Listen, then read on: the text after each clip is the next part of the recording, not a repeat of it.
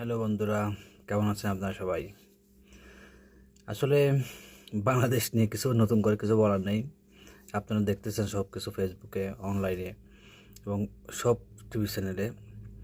এই ছবিতে যেটা দেখতেছেন সেই বিষয় নিয়ে একটু কথা বলবো।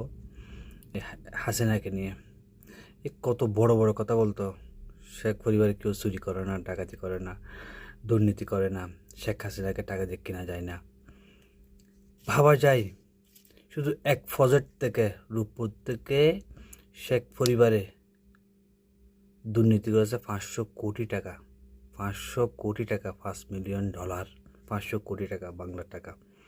এটা ভাবা যায় যে হাসিনা বেগম খালেদা জিয়াকে একটা মিথ্যা মামলা 2 কোটি টাকার জন্য 10 বছর জেল দিছে এবং প্রতি কথায় কথা বলতো এটিএমের টাকা চুরি করেছে, এটিএমের টাকা মেরে খেয়েছে, এশিয়ার দেশা অনেক কথা। এখন এই বিষয় নিয়ে কী বলবেন? শুধু এক প্রজেক্ট থেকে নিয়েছে 500 কোটি টাকা। এরপর আছে পদ্মা সেতু, এরপর আছে মেট্রো রেল, এরপর আছে বিভিন্ন ওভারব্রিজ। এগুলো থেকে আবার হিসেব করে দেখে শুধু শেখ পরিবারের, শেখ হাসিনা জয়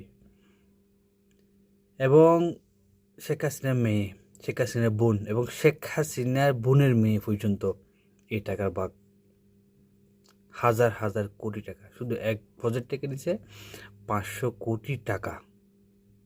হিসাব করে দেখেন কী পরিমাণ দুর্নীতি তারা করেছে।